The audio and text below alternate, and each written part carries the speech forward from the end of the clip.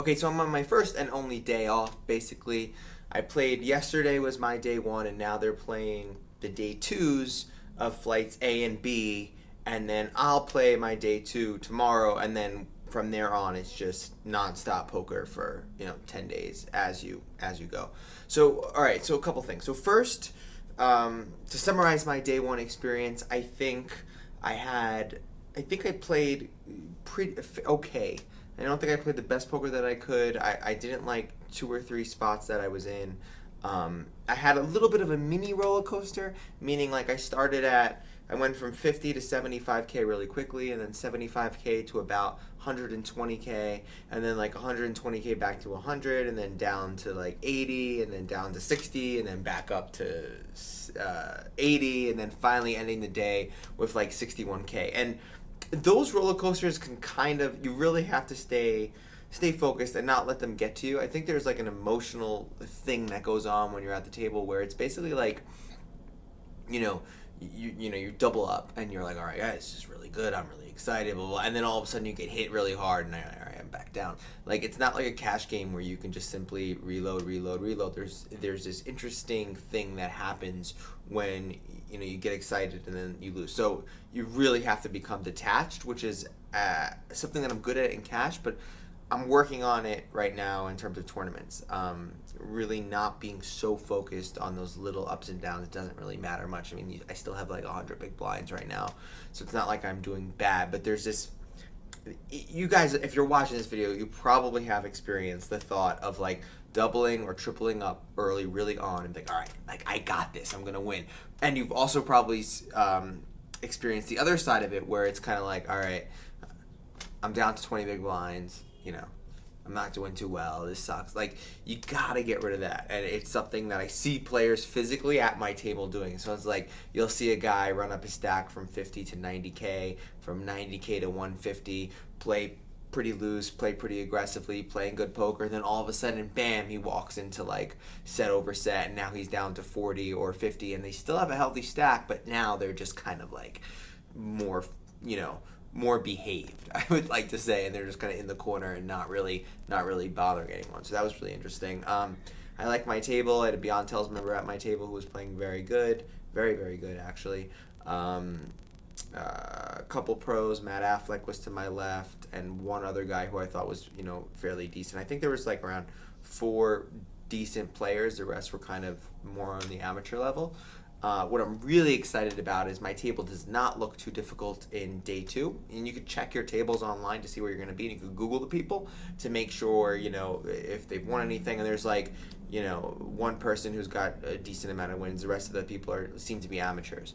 So I'm excited about that. They also don't have a ton of chips. So like I'm in the middle. There's a bunch of like a 40K, a 40K, a 10K. I have 60K. Then there's like 100K and 80K. So it's a good distribution to be in the middle. But yeah, I'm a couple other things that I want to talk about and give you updates. I'm staying at the RIO, which is okay. So the pros and cons of staying at the RIO. First, it's convenient, right? You just walk down the steps and you're at the table, which is very nice. The cons and another pros, it's kind of on the cheap side, although they're trying to charge me like $700 for tomorrow, which is absolutely insane. But the cons, I feel like they do outweigh the pros. The RIO is not really the best hotel. The rooms are kind of old and outdated and kind of like smell. I don't smoke. I mean, I don't smoke cigarettes at least. But the cigarette smoke bothers my throat. It makes it, I don't know if you hear it, but it makes it harsh. And there's like cigarette smoke everywhere, and their filtration systems just don't work. Like if you go to the Wynn or something and someone's smoking next to you, you don't even hear it. You don't even smell it. It's a problem for me. Also, another thing is the casino is like really packed right now. So like I tried to come back to my room and order room service. I couldn't even order room service in my own room. It's like, what's the point of staying here if it's that? So you have to be like logistically smart when there's these fields of this big. But like hopefully if I make it, in their 2 or 3 days, it'll get really not that many people, so it'll be much easier. So yeah, I'm leaving the RIO tonight, tomorrow, and switching over to the Wynn, which is my favorite hotel in Vegas. Period. So we're going to be staying there. It was actually cheaper. It's cheaper to stay at the Wynn than it was the Rio now because of WSOP. And I just wanted to leave, and I'm with my girlfriend. We just wanted to go there. So going there. Yeah, and that's about it. I mean, I'm feeling fine. I'm feeling confident. I'm excited about tomorrow. I have a strategy going in tomorrow, but I'm not going to actually say it because I'm a little bit paranoid that someone might check this video and see what my strategy's wrong, and I'll be at their table. But I'll fill you guys with all the details of everything and maybe speak about some hands. Oh, and I'll tell you one regret. So I'm still really thinking about this hand. It's really bothering me. So let me explain. So first of all, an amateur player who's been pretty much raising consistently, raising or shoving because he had a small stack. All of a sudden he limps, and it looks just like a weak limp. So then another player who's been fairly aggressive attacks his limp. So someone limps for 500, he attacks him and raises 2K, right? So I pick up on this dynamic, and I'm like, all right, I'm pretty sure they both don't have anything. So I open up to 6. I raise to 6K. I've got around 80K behind me at that point. I raised to 6K with just the intent of getting both these players to fold. I happen to have 7-4 suited, but the hand doesn't matter. It's just a situation I was attacking. So I raise.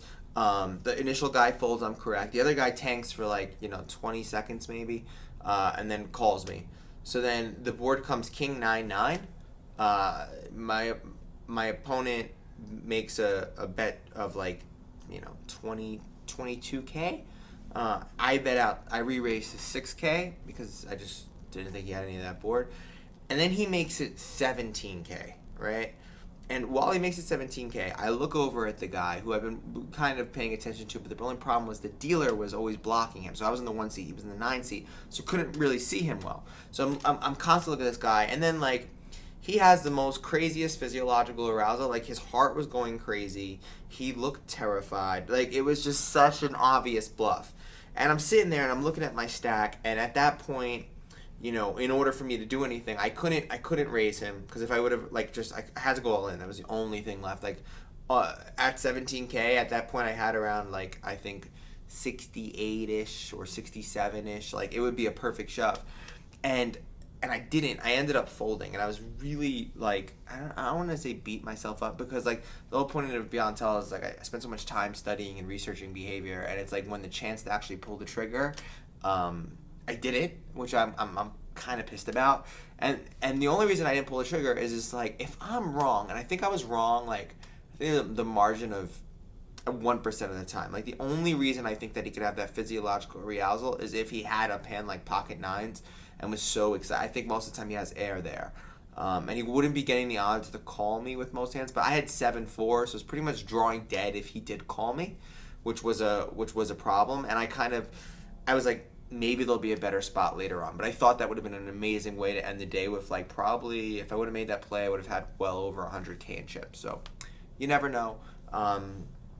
But that was an interesting spot where tells, and if this was a cash game, that I would have gotten it in every single day of the year, no all in, and it would have been full. But tournaments, if I'm wrong, it's my tournament, and I'm still having a fun time thinking around that fact that when you're playing a cash game, you're in this infinite loop of decisions, but in a tournament, there's a finality to it, and I want to conserve my chips. I want to look for better spots. Maybe this isn't the best spot. So there's all this mental thinking that you have to do that's way different than in a cash game.